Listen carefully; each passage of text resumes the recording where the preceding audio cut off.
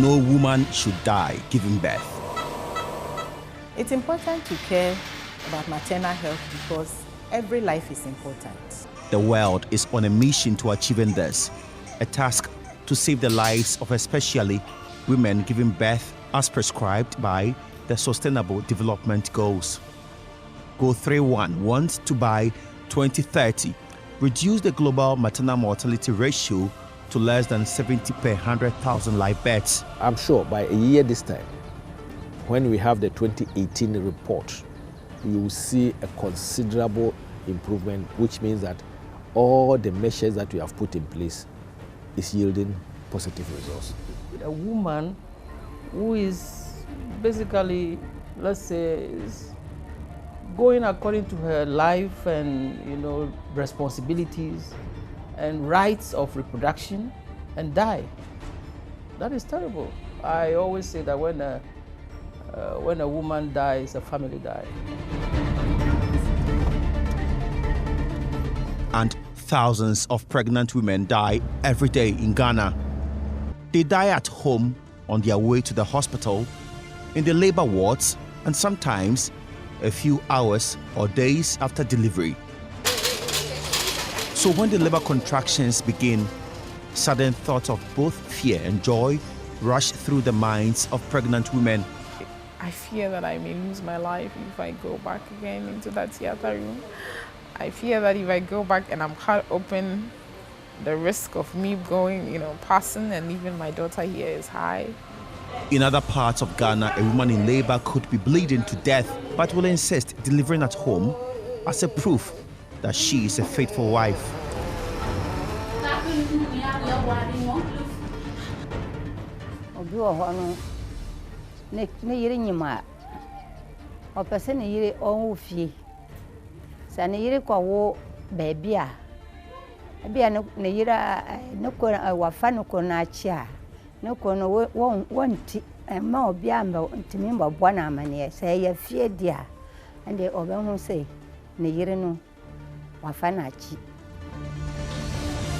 I am Seth Kwame Boatin.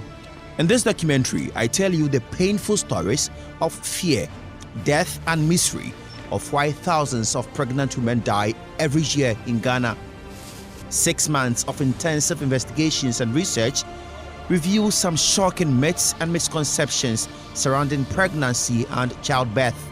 These myths seriously affect the country's efforts at achieving the Sustainable Development Goals.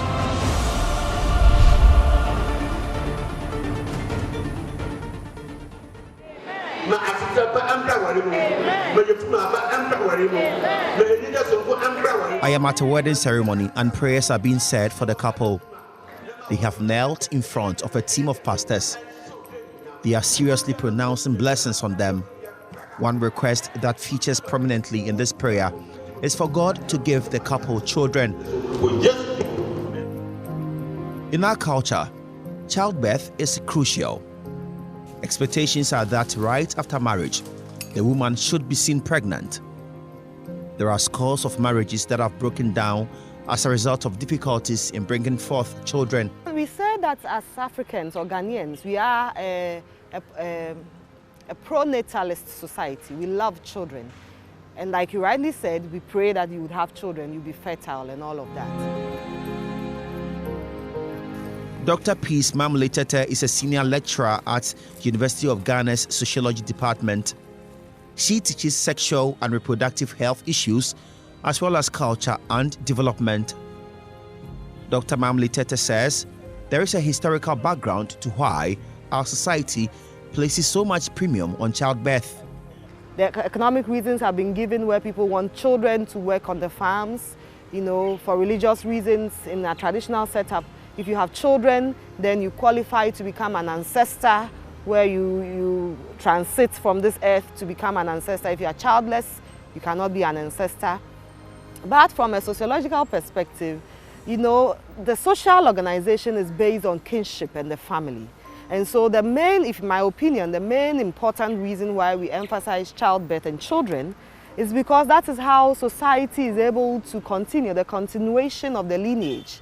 So if you have a family and you have a wife who cannot have children or a man who cannot have children, then in a way there is a termination at some point. So having children perpetuates the lineage, and that is why there is a lot of emphasis on having children.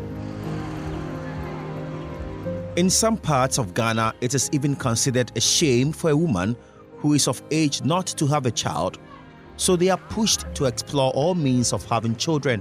Many of them end up in prayer camps where they fast and pray to God to help them get pregnant and have children of their own.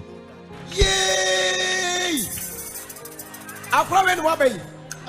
Debbie, I'm a warehouse one who was Suhame. Angel, Famico, Obio Pepano, Famica, Obio Peppa, Angel Famico.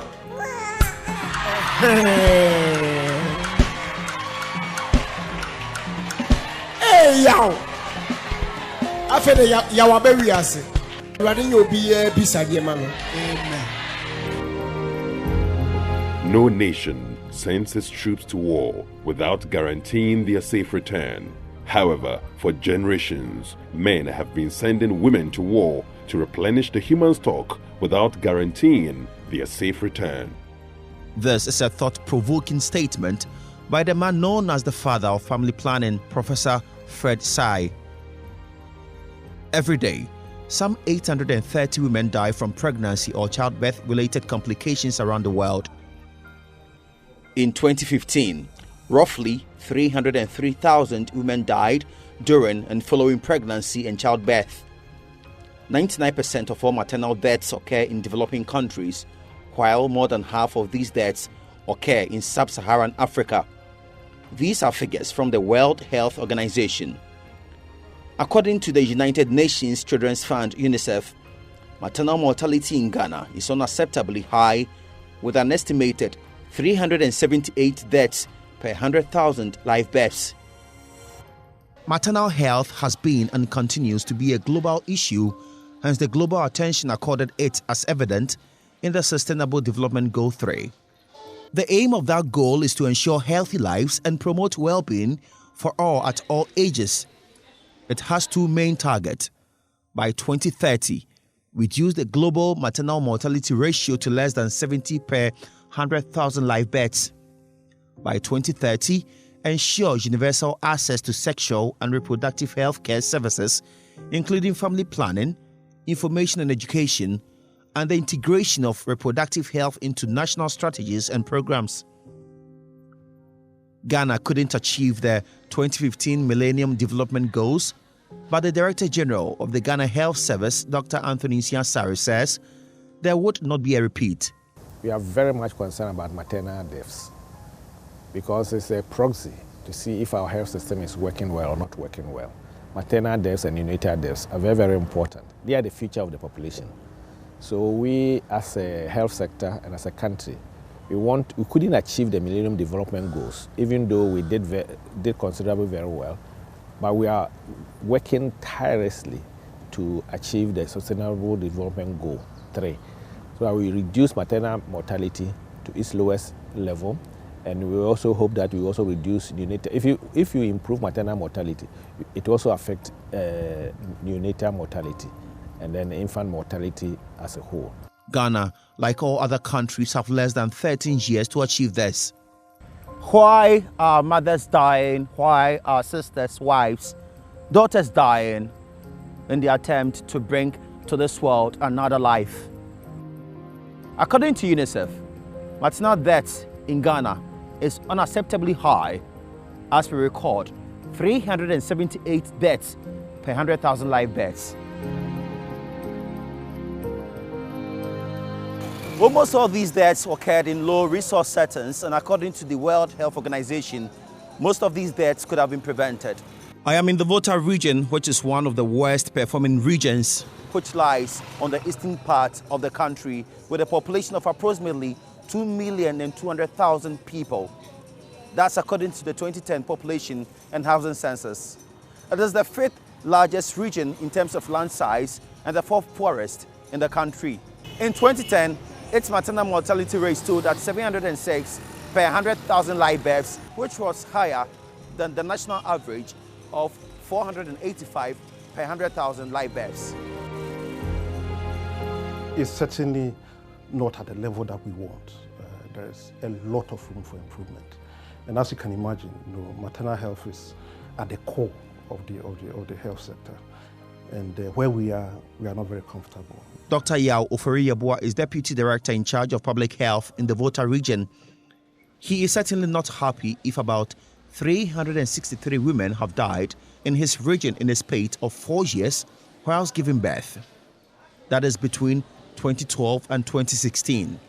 Losing a single woman through pregnancy is extremely, extremely bad. So we are not comfortable at all with that. And these preventable maternal deaths still continued in 2017. Between January and October, we've also lost about 50 women through that. So the situation is bad. Trend analysis of maternal deaths in this region in the form of graphs and pie chart are boldly pasted on a board directly opposite his desk. These scary statistics of death stare at him every day, knowing that behind these figures are the lives of women who have left families in deep misery. We relate the deaths to 100,000 live births. So that gives us, a good measure. So if you look from 2010, you improved. But unfortunately in 2014, as I said, when we lost as many as 86 women, the maternal mortality ratio increased to 178 per 100,000 live births. Then you came down again? We came down again to 2015 to 134 per 100,000 live births. Unfortunately, in 2016, it went up again to 167 per 100,000 live births. Any reason for the rise in 2016? So you realize that we've been fluctuating since 2013. Yes. We've fluctuated, so we haven't fully addressed all the issues. There were some, specific issues, but having said that, they are all being addressed. Statistics from the Ghana Health Service shows that North Tongue District is one of the districts in the Volta region which consistently record huge maternal deaths, and the Bator Catholic Hospital is the main hospital where most of these mortalities occur. Our location puts us at an advantage and also at a disadvantage. Why am I saying this? This is because our patient population is heterogeneous. Okay. We attend to 3 regions. We attend to 3 regions. 60% of our cases are from the Greater Accra region. 60%? 60% from Greater Accra. But you are in Volta region? Yes, we are in Volta region. So as we speak now, you can see that we are on the western side of the Volta Lake, this part of Volta region. We are on the western side, or in other words, the Accra side of the Volta Lake. So we share boundaries with Greater Accra, Eastern region, and then the Volta Lake. So 60% from Greater Accra, 30% from Volta region, and then 10% from the Eastern region. I have come to the Bator Catholic Hospital to investigate why this hospital is gaining notoriety for maternal deaths here in the Volta region. 4 out of the 8 obstetrician gynecologists in the whole of the Volta region work in this hospital. At least 240 deliveries are done every month in this facility. Sadly, most of these babies have to begin life without their mothers because they die due to excessive bleeding or some birth-related complications, while such babies lie in the cold crying for maternal warmth. The cold bodies of their dead mothers are wheeled into the morgues nearby. This is a major worry for health officials here. Specialist obstetrician gynecologist Dr. Bernard Hayford Atuguba, who also doubles as the medical superintendent here at the Bator Catholic Hospital, has sleepless nights over these deaths.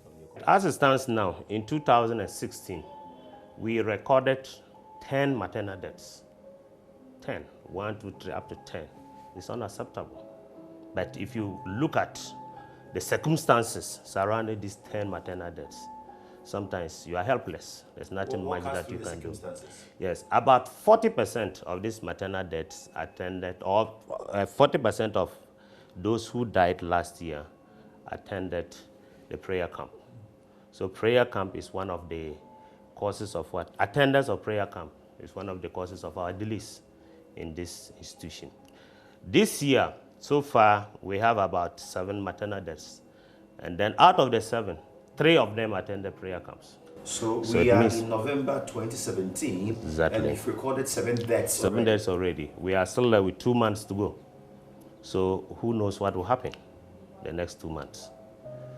And about 70% of those who died with, in less than 24 hours. So meaning that they come in very bad state. It takes hours to drive to these prayer camps, although it is just a few kilometers from the Bathor Catholic Hospital. Most of our prayer camps are dotted along the coast. That is from Pram, Old Ningo, New Ningo, Awiam, Aplabanya, Goi, all the way to Adan. That is where we have most of the prayer camps.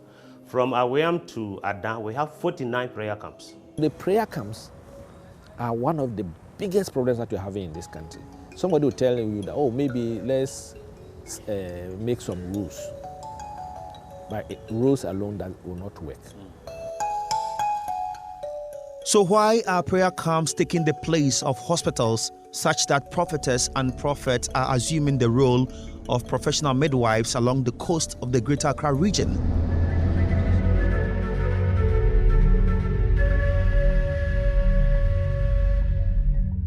To understand this, I have come to Agbalabanya, one of the coastal communities in the Greater Accra region with countless number of prayer camps.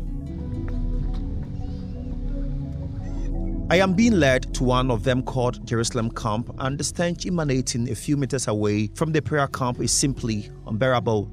It is coming from a filthy stream filled with rubbish and human excreta. It is clear it has become a refuse dump, and church members cross this every day.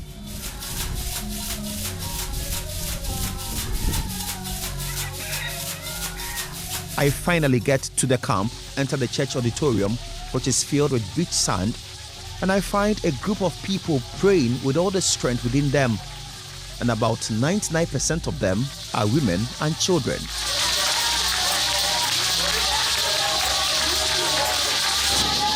Some women are sitting in the sand. Doctors say this can affect the health of the pregnant women. To even compound the problem, they do all this on the bare sandy floor. So when somebody bleeds, you will not be able to know, to quantify the amount of blood loss, because you bleed into the sand. So they will not be able to know how much blood this person has lost. So they keep on with their prayers until the person goes into shock before they are referred to our institution. So most of them, they get here, they are already gone. They are not just praying, asking God to bind the devil. They have also been taught how to kick and slap the devil. The pregnant women among them have been made to believe they would die if they visit the hospital. So this prayer camp serves as their antenatal and delivery home. 22-year-old Ashetu Nyangmon is one of the many pregnant women here in this prayer camp. She is expecting her second child.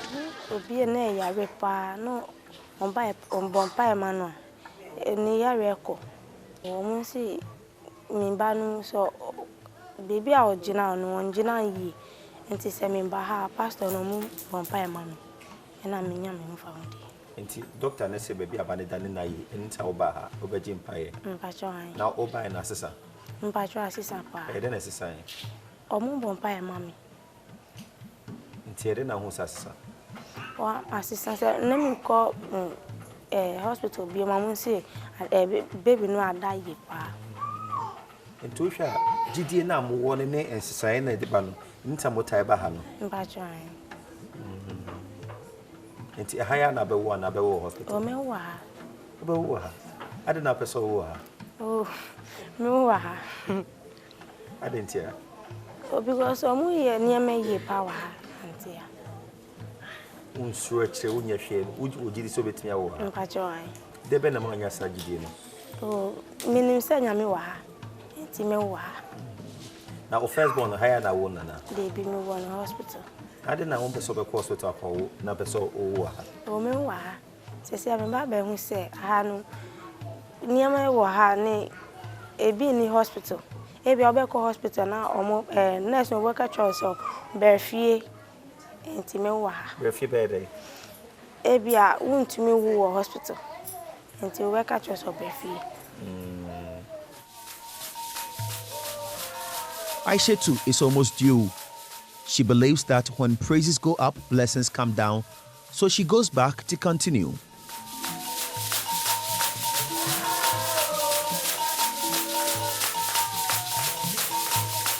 I am picking leads while these prayers are ongoing. There is a delivery taking place in a makeshift wooden structure with thatch roofing right opposite the church. It serves as the labor room for this prayer camp. So let's go inside and see how mother and baby are doing. So I'm entering the labor room.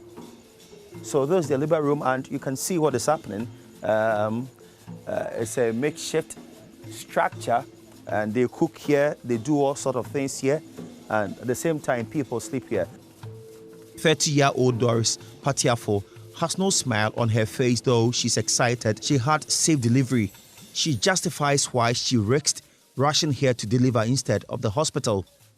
At times, if you go to hospital, if there is no prayer, you cannot born the baby. So because of the prayer, I came here to come and go. I don't understand. As in, you can go to hospital, yeah, the baby will not come. Or how? Actually, at the first, when I was going to born my first baby, I got some pain. So because of this one, I don't want to go to the hospital again. That's why I came here. Because of the prayer, I want to born the baby here. So when did you come here? I came here around 4 to 5. So before, so is here a place you have been coming for prayers often, or you came only today? Every time. Here is my prayer camp. And you had a safe delivery? Yes. Without any complication? Yes. But were you afraid if you had gone to hospital, there would have been a complication? No. You wouldn't have had any complication, but you decided to come here? Yes. Or because of prayers? Yes. Is it because you don't believe in a hospital system, or why? Oh, not like that. But what? It's because of the prayers. What does the prayers do? Maybe if some enemies, they will not allow you to born. And if you go to hospital, you face some space before you born. So because of the prayer, I want to come here to come in. So here, you didn't face any pains? No. Really? The baby just came? Yes, without any medicine. Without any medicine? Yeah. The safe delivery in this prayer camp means she conquered her enemies on the battlefield, and it calls for more celebration.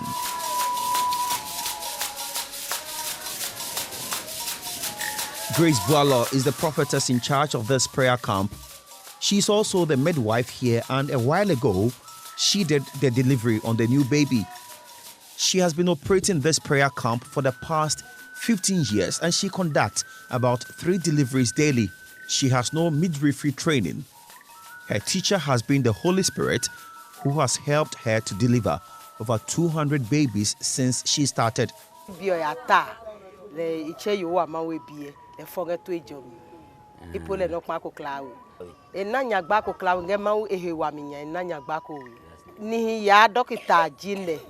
Seke esofomi bio nge nyo wa nge twu hio aba hio lekenene amafo nge we mi hu mamu kokro ke mi to munyu la benyi mafo hu mamu kokro ke mi to munyu loke iyera benyi mafo pele isare wa doctor ya ikwa pe ka benenye bani denye ke mafo ifonge to ejom.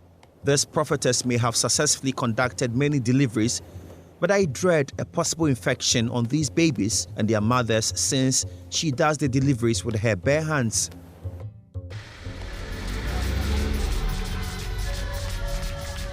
There are many of such prayer camps in this Aglagbanya community. I visited some in their hideouts in the bush where people, especially women, are camped and made to fast to get rid of the devil and for safe delivery.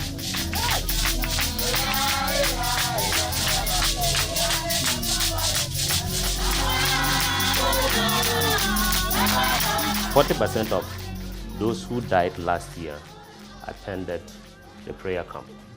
So prayer camp is one of the causes of what? Attendance of prayer camp is one of the causes of our delays in this institution. 40-year-old Isaac Doe Akwe nearly became a victim of these delays. He nearly lost his wife. His wife moved to one of the prayer camps when she was pregnant. Though she initially visited the hospital and had been given the delivery date, Isaac claims the prophetess asked her wife to ignore that.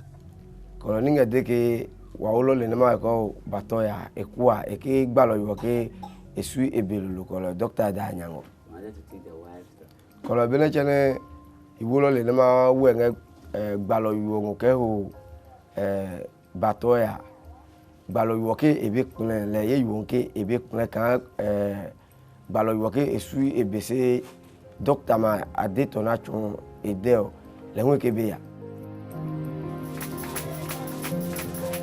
It struck Isaac to rush to the prayer camp one day to check on his wife. He felt like putting his hand on her tummy to feel the movement of the baby. He did exactly so and didn't feel any kick from the baby. That was the point Isaac got alarmed and insisted that they go to hospital, but again, with advice from the prophetess, she declined.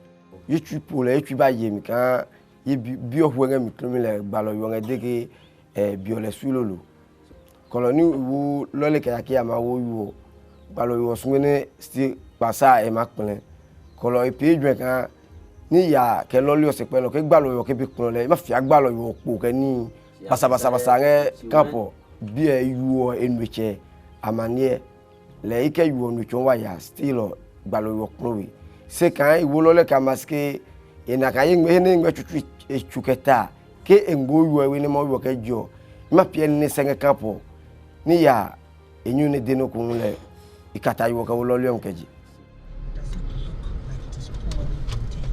They drove on this pothole-riddled road for about an hour to the Bator Catholic Hospital.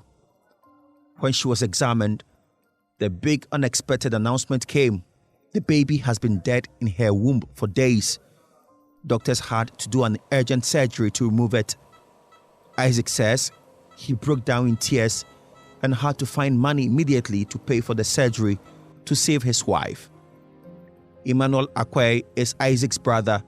He says out of anger and pain, they did the unthinkable. You can see that the baby was rotten. The skin is peeling off. So it appears that the baby died some days before we arrived at the hospital. I thought maybe they decided to kill the child. So we are going to give the dead body to them, whatever they want to do with, then they will do with it. So I put the child in a box and put her inside the car, in the boot, and rushed the camp. And I brought the baby out. We wanted to give the baby to them, and people came and they were talking, we shouldn't do that. And we have to listen to them and take the body away to go and bury it. Like what I intended of doing is that I'll burn the camp. Whether there's some people sleeping there, I don't care, because at that particular time, my heart is boiling. But we have lost something precious in our family.